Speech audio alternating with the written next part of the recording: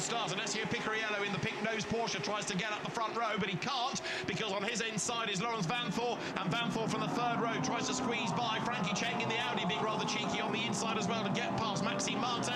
They wriggle their way out of turn 2. Wide goes Picariello onto the dirt. The two Porsches are still toe-to-toe. Van der Linde leads. Vanthoor is off the road and into his fellow Mark mates. Then the two Porsches clatter into each other, and the Porsche stablemates just about survive. That could have been really serious on the first lap. It shows they might be racing for Porsche, but they're coming out of different teams. It's every man for himself. But there, Laurens Vanthoor really could have triggered a whole heap of drama for Porsche. Damage as well to the front of Vanthoor. Bodywork only at the moment. It was all because that Audi of Cheng Fu just suddenly stopped coming out of turn 2, and the Porsches had to split either way. It was actually Picariello who made the best start. He got the move done round 2 on Vanthoor and was up to third, and then they split that Audi. The Audi, I was walking through pit lane, they were head deep in the engine bay looking at something. I hope it's not a misfire or something like that. The Goshigan Nissan there, the number 500 car, has had a good start, and that's the Audi in front. It seems to have good pace now as they go through 200R. The two Porsches up ahead. Seems like Vanthoor has survived. Picariello looks like he's okay too. And so far, relatively clean racing between all 33 GT3 cars. The other car from the back of the grid, Adrian De Silva, he's gained a place at the expense of Andrew McPherson. We're going to have a full course yellow. The teams are being told, prepare for a full course yellow. Now, is that because of debris on the road? I think we've got the 86 car off at turn number 8. The Origin Porsche, that is the sister car here. Cars slow down to 80 kilometers an hour, and then we will decide how long it needs to be.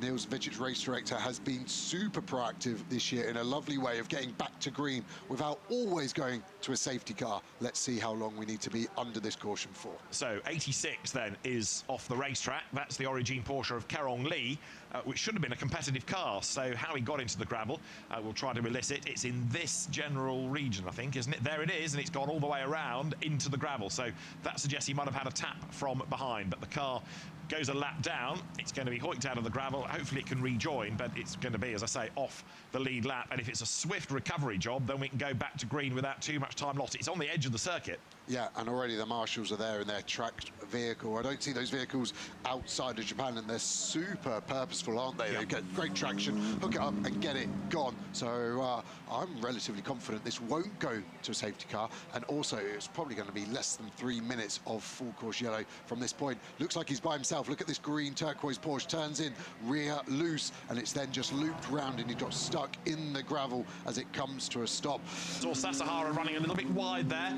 That doesn't seem to compromise the exit speed too much. Backler thinks about the inside, almost up the inside, almost into the back of the Corvette. Very nearly rubbing as they come out of the corner. Klaus Backler, oh so close to making that move work then. He does like the hairpin, doesn't work. A lap ago, we saw how good he was going into Spoon Curve. Is that going to be an option for him this time? Really needs Sasahara to make a mistake, I guess, and open up the door. But again, look how much quicker Backler seems to be on that part of the racetrack. Yeah, he can just send it in. I think there was contact. I think he gave the Corvette a bit of a bump just after the apex. Let's have a watch. You can see him close up. Then he just rolls off this brake now, and there's just the slightest of contacts, just trying to rough Sasahara up. Just let him know I'm there, potentially putting the car into a bit of oversteer at a double, even in these hot conditions. Just means that you get to know the car easier. You don't have to get out, rethink it, and get back in. But that will be a driver preference. They'll always take fuel, they'll always take tyres on these pit stops. There's a minimum pit stop time, 78 seconds line to line, which is around 40 seconds stationary. So the driver changes don't need to be super fast like we see in some of the SRO series. But this man has also driven a mega first stint. Calvin van der Linde has escaped up the road, and this is the lead car then with 26 laps done. Calvin van der Linde leads by 17 seconds. And bearing in mind that although the gaps didn't reduce, we did have pace slacken with that full course yellow. In second place, Maxime Martin. So as I say, 17.089 seconds back last time he crossed the stripe. This is the Mercedes AMG to the pit lane. Otherwise, you're going to have to wriggle through more back markers. That's only going to cost you time. Away goes the Audi. A lot of flame out of the back. Still it flames on its way down the pit lane. More Porsches dive for the pit lane, and the leader is in. He's been held up massively though, hasn't he, Yeah. on this in-lap. That's going to help that gap come down. He couldn't have squeezed another lap as well because of that traffic. Less than a lap time remaining as they box, and the Audi's stopping. That was the bit of the car they were working on before. I wonder if that's the fuel breather for the Audi, but the marshals need to get there quickly because that car is full of fuel. And great way, that's another member from another team, I think, working alongside the marshal. Yeah. But I think, unfortunately, that Audi is going to be done for the day. And that is really, really cruel luck, given how well it has gone. For now, he'll have another stint to come. There, number 9, the Callaway Corvette, that's dropped back into 18th place. Shinji Takei at the wheel of it. He's trying to put a lap on the Volglas Porsche, and also number 18, the car that went off the road and caused a red flag in Q3. Shinohara at the wheel of that orange Dayglow Porsche that goes through and gets ahead of Kim. So those two busy squabbling. It's not for position, they're on different laps, but good battle going on. The Corvette chasing after the orange Porsche there. Charles Wirtz in the meantime has gone by. 19.7 seconds was the gap. Wirtz now settling into the 2-minute falls, but of course increasingly he's finding more traffic. That's Sasahara putting a lap on Phil Kim, the Korean driver. First Porsche race, first endurance race, first GT3 race. It's all quite new to him, this, but he's doing a good job. 51. That's the AMAC Porsche that we put Grant Denyer into a little while ago. And 77 goes into 130R, 7th Ralph Aaron. Behind is Robert Renard. That is Giancarlo Fisichella, who comes through in the leading Pro-Am class car, the Ferrari. Giancarlo Fisichella getting on board for his first stint. We're trying to ascertain, but a 5-second penalty for Kevin Estre for pushing another car. The Grenier move's got to be... I would have thought they did the Vanthoor one earlier on. Do you think it was this move on Grenier? And at the time, I thought it was fair. The gap was there. The contact happens. Does the contact happen because Estre goes into Grenier, or does it happen because Grenier turns into Estre? It's hard to call from the one angle we're seeing. For me, Grenier's realised the door is open. Yeah, doesn't want the door to be open no longer. The door is closed in this man's face. The Nissan and the Mercedes. The Good Smile team we saw at Spa, for example, didn't really have the pace expected there, and it's been a little bit modest all weekend, but it's chipping its way up the order, that's for certain, with 4 hours and 25 minutes still on the clock here at Suzuka. Through 130R, daunting part of the circuit, but a corner that the drivers absolutely love, and then hard on the brakes into the chicane, and you go right, you go left, and as you come out the other side into the right-hander of last curve, you drop down the hill, and look how much closer the Mercedes has got as the Nissan gets in the way as it slows and bails for the pit lane, but that was close.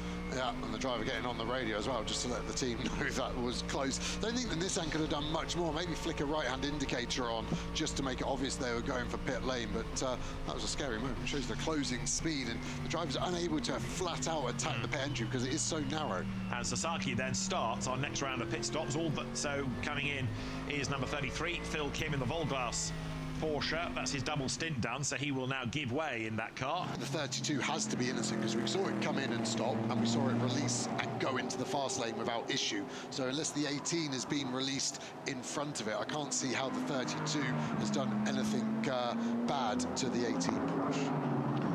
And Marciello then, who was blindingly quick in his qualifying session yesterday, tries to build that gap. As you see 77 coming through the chicane, that is Maxi Goetz then, and he's chasing after 91 Porsche there, one car but one up the road, Ralph Bowen at the wheel. With respect to Ralph Bowen, Goetz ought to be able to get up with that bronze-graded driver pretty swiftly and find a way through, but number 91 Porsche sitting on the tail of the lapped 28 Kevin Say Mercedes. 28 is significant to the 91 Porsche because Jonathan Hui is scoring points in IGTC Independent just like Ralph Bowen is. This then is Ralph Bowen's one stint in the car. This is the first time that we've seen the bronze-graded driver in it. He only has to do an hour, so one stint, and he'll then be able to watch what happens from here on in. Yeah, and then the throw behind of Cozzolino will be rapid as well, and none of it's for position, but all very important on track as you get a view of that 32 BMW now with Rafael Marciello. So all drivers have done one stint by the time they get to the end. If they do get this to the end on the 5 stops, which at the moment is possible, they're just going to have to do doubles. At one point, we we thought one driver would do a triple stint, potentially, if they need. Laurin Heinrich, he's trying to take the fight to Pile. Absolutely, this is almost a repeat of lap 1, isn't it? Different drivers, similar situation, almost overlapping coming out of turn 2. And now Patrick Pile trying to hang on in there. Up the inside goes. A great move. Laurin Heinrich takes the place. Great racing. Watch Japanese for deja vu. It was roles reversed, wasn't it? The bar had been set. Heinrich, I would have been thinking, goes, well, if Vanthoor can hit my mate Piccarello that hard, then I can hit Pile just as hard. It wasn't needed. Pile backed out of it and left room. But Heinrich is flying. This is maybe our best chance to go and take it to the 32. He gets the cut back early on, doesn't he? He's now side by side. That compromises Pile's entry speed. Heinrich sends it around the inside, hits it up on the curb. Pile very aware what could happen there and leaves the space. Great racing from the two Porsches. It's the 60 car, the LM Course Ferrari we saw going well is in the gravel, so the drivers will all see that and they'll be preparing potentially for a full course yellow. Right, so there it is, off the road. Kei Nakanishi at the wheel of the car, and now this is going to throw people's strategies out into the air. It's at the first of the Degner curve that it has gone off the racetrack, and it's going to try to restart if it can. Race director Niels Vittich, Deputy Peter Daly, they'll be looking at this, and if they can get that car fired up and move, then the team will, but they're going to give him time to try that rather than shouting for the yellow flags. He just runs wide at the Degner, and then it's all wrong from here on in. And it's quite a hard hit on the barrier. You can see the damage on the front left corner. It's going to swing round and just go into the wall. It's the concrete wall and then the tyre wall, isn't it? And that car should be able to get going. We had it in qualifying, didn't we, where Pile went off and then got going. The rear left suspension is not happy. Race director will be trying to get that car to restart. So just looking at the HH timing here to see where we get to the end. It is bang on the amount of laps where they don't need to do this extra stop. So we could see just 3 stops to the end, but it is so nip and tuck. To the garage goes number 60 then, the Ferrari with its damage pushed away. And that car out of the race. One fears, even if it does rejoin, it will have hemorrhaged so much time. Lukas Stolz behind. The lead gap in the meantime is 27.4 seconds, but the last lap for the BMW, because of when the full course yellow was called and when it was withdrawn, much slower than it was for Laurin Heinrich. It's going to be interesting to see what the gap is again at the end of this next racing lap. Yeah, and where that Ferrari went off, it would have just turned in slightly too late, gone onto the marbles, onto the slippy part of the track, and that's going to become more and more prevalent. We've still got 3 hours and 53 minutes remaining, so that's going to get worse and worse. The drivers will have to pay attention when they need to get past slower cars, or it's a genuine overtake for position. Going offline will start to have some peril attached to it. You're looking here at the fight for third place. Patrick Pile falling away now from Laurin Heinrich, but hanging on to third spot. Rather frustratingly, even though they're a lap down or 2 laps down now. Number 13 Porsche in the background there, running at a good pace. Nico Menzel, Carrera Cup Asia champion. He's the man at the wheel of that car, and Nico Menzel is very, very quick and knows this circuit pretty well also. So he's matching the pace of these two, albeit a lot of time lost early on in the race. Through the chicane they come. The leaders have gone by with now 73 laps in the book and 27 seconds the margin. They were very, very close, almost together when they came into the pits, but 7 now has escaped up the road. Another 3 seconds lost for the 8 car. It's another slow stop. It's that car, isn't it? And the pink pit, the 23 cars, just not been maximising their pit stops. So when you start to add this up, that's the problem. 23 is about to leave the pits, or it should do, because it's done a better stop. There it is, and that was 78.6 seconds. Finally, things are working, but it's all a bit late in the day for the Pink Pig Porsche.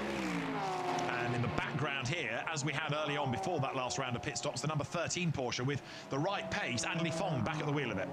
Yeah, and the 9 Corvette is still stationary. It's really going to disrupt the race, and it's in a safe enough place at a low-speed corner where they can allow it to be covered by double-wave yellows. When you see it from that angle, I disagree with my own statement. Yeah.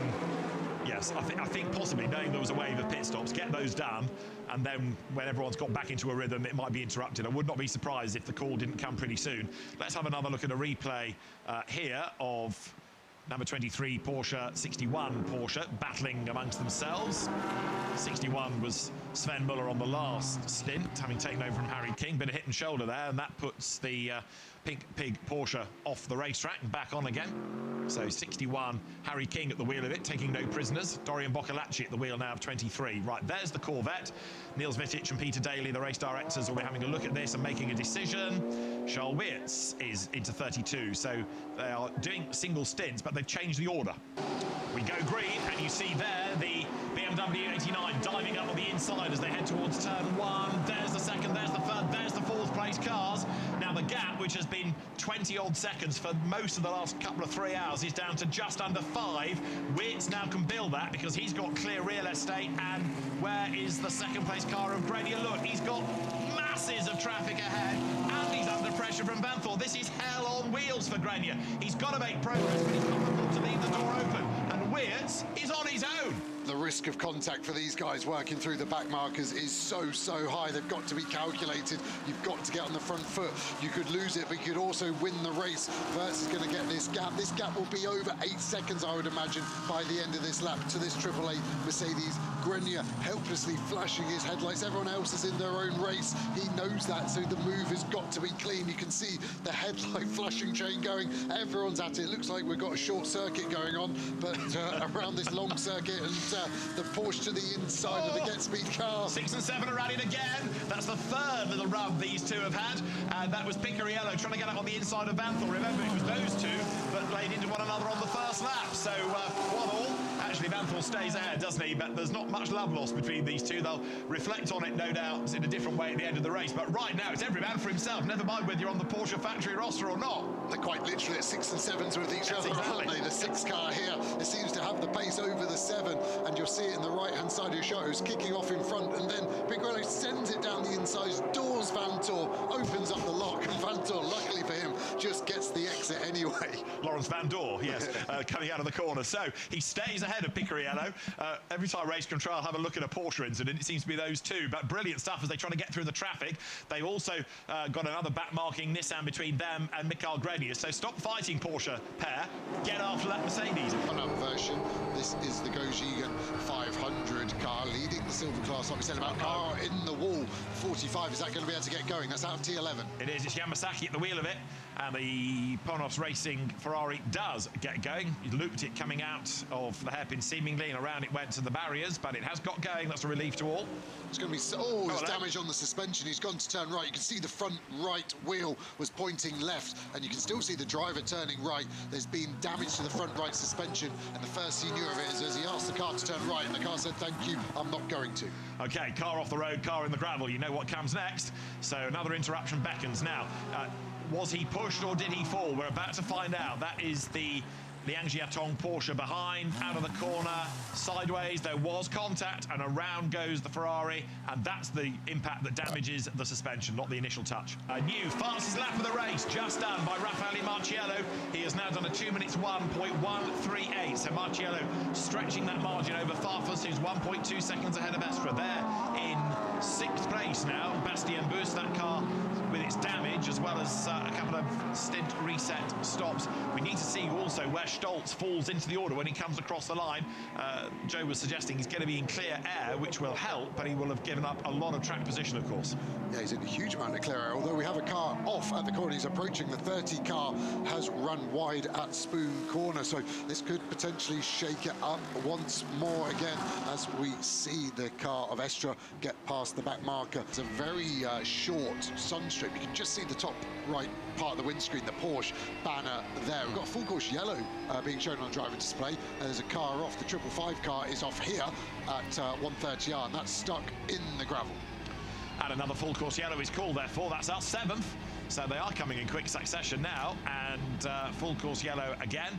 And 555 it is off the road. So did that get as far as gravel? Is that going to be a long or a short? We will see. The teams will be asking as 32 brings the pack through the incident zone. I've seen 3 different cars now on different laps all wallop the curbing. Sven Muller pretending he's in this battle. He's actually in 12th place overall, which is not a bad recovery given that they fell off the lead lap early on. Have a look at Farfus here in the BMW. Yeah, he's up behind the BM. It's Hesse, yeah. It just hits so much curve. The car goes airborne, then lands. The dampers working overtime there and trying to distill some of the energy that's been thrown into that car. That it looks small from the outside, but let me tell you as a driver, that was a flip of a coin if he was going to high side that left into the gravel trap and be out of this race. As you can now see the Porsche running out wide of Muller. This is really starting to kick off, and this is allowing Estra to escape 2.5 seconds ahead at the start of this lap. That's going to have grown to more like 4 seconds, I think, by the end. At a slower pace coming out of the pit lane, but the first racing lap is going to be very leery. Here's another look at it.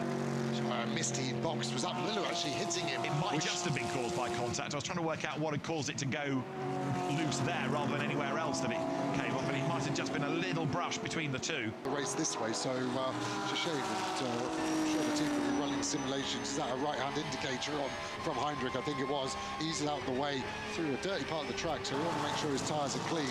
But smart move from the two Porsche drivers. So that enables the quicker car of Luke Hartog to go by, and we'll put it up in a 4th place. Now, he's got a chance of going after Katzberg. It's going to be difficult to catch, but he's within range. But we need to see what a clear lap time is going to be from him. Katzberg's got to roll out the throttle. He's got to let that gap go back down to where it was at.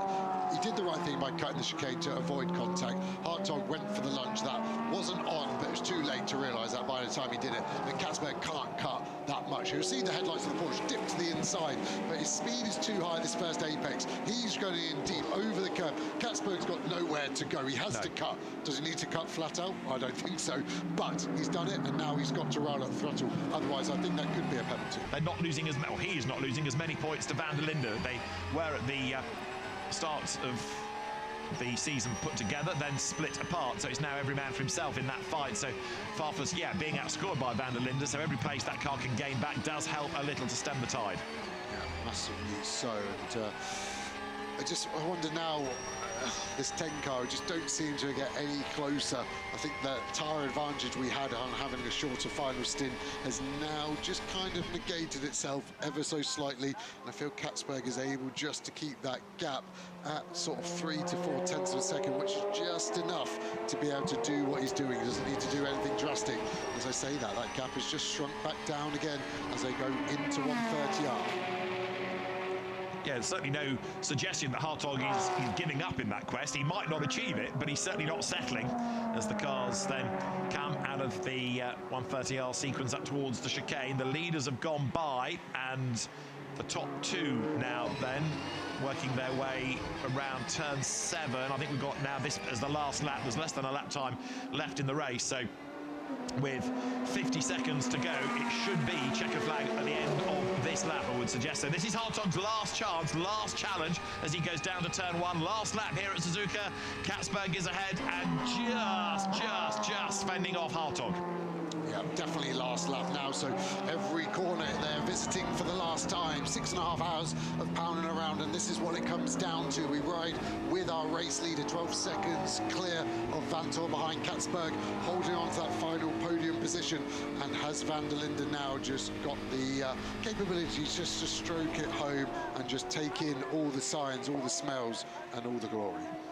Well, they've got the number 32 BMW heading for the checkered flag. Kelvin van der Linde then looking for back-to-back wins. The last one, admittedly, was 2019. The last time the event was run, Raffaele Marciello is going to be a winner. He won it in 2018, so another victory for him. Charles Weert's winner here for the first time. It's going to be a 6th career win, and therefore a record-equaling win for van der Linde and Marciello. It'll be a 4th for Weert. It'll be a 3rd BMW win of the year, a 10th IGTC win for BMW, the winningest brand in IGTC, and we can do it all over again the same weekend next year, because the 2026 event is going to be September 11th to 13th. The return of the Suzuka 1000km won by BMW, by Kelvin van der Linde, Raffaele Marciello and Charles Weerts for Team WRT. They have dominated the race, they dominated qualifying, and that is a fantastic result as the car comes across the line there. Second, the best of the Porsches, Laurens Vanthoor, Patrick Pilet, Kevin Estra bring number 7 home, and for 3rd, Corvette or Porsche. Well, it's still up for grabs as we wait to see Katzberg or Hartog. It's going to be the Corvette surely just ahead. Hartog has got one last chance. The celebrations are underway at WRT, but what about the last podium place? It is Corvette into the chicane ahead. It's going to be Corvette out of the chicane ahead. Katzberg has defended brilliantly. Hartog has had an absolutely mega race here, and he's denied a podium, but he's going to win bronze for him, Richard Lietz, and for Antares Al, Furbo, Nick Katzberg, Scott McLaughlin, Alexander Sims. We've had some great racing up and down the field. The Suzuka 1000km is back. So Team WRT for BMW winning Pro, Absolute Racing for Porsche, bronze, Team Go Jigen for Nissan, silver, Pro-Am, Craft Bamboo Racing, Mercedes AMG, and in AM, the run-up Sports Nissan takes the class victory after all that car's mileage and hard yards over the weekend. We're also going to have podiums, not only for those classes, but for the Japan Cup regulars and the GT World Challenge Asia crews as well. But this, the outright result with Raffaele Marciello, Charles Weerts and Kelvin van der Linde celebrating honours ahead of Laurens Vanthoor, Kevin Estre and Patrick Pilet, Scott McLaughlin, Nick Katzberg, Alexander Sims third, fourth for bronze winners, Antares Au, Richard Lietz and Luke Hartog. Other class winners you find 15th, Team Go Jigen for Aoki, Motojima and Kanemaru. 17th, Mariko Huise to win the Pro-Am fight. And then the AM winning Nissan in 25th place overall, the run-up sports car of Masaki Nishikawa, Atsushi Tanaka and Yusaku Shibata, another of the many drivers who's been doing double duty. Shibata in Japan Cup as well as the Suzuka 1000. As you can see, there were some that we lost, but largely the majority of the field, I think probably 28 will be classified at the end. Mostly cars suffering damage rather than mechanical maladies. He's now, having done third and second, back to give the winners trophies to Charles Weerts, Raffaele Marciello, Kelvin van der Linde and Abby Hay. The Intercontinental GT Challenge Series Manager is there with the medals for the drivers that are registered for IGTC. So you've got an overall podium. The Corvette not registered for IGTC as a brand, so no medals for them, but they are for the Porsche drivers and for the BMW drivers. So they're the medals presented. So there's individual event trophies and the medals from IGTC. And there, the Suzuka 1000 trophy, the winning trophy that goes to the top three drivers. It's a mighty impressive trophy. And for Kelvin van der Linde, Raffaele Marciello and Charles Weerts, victory in the Suzuka 1000km. The return of a great event, this 49th edition, won by the BMW drivers.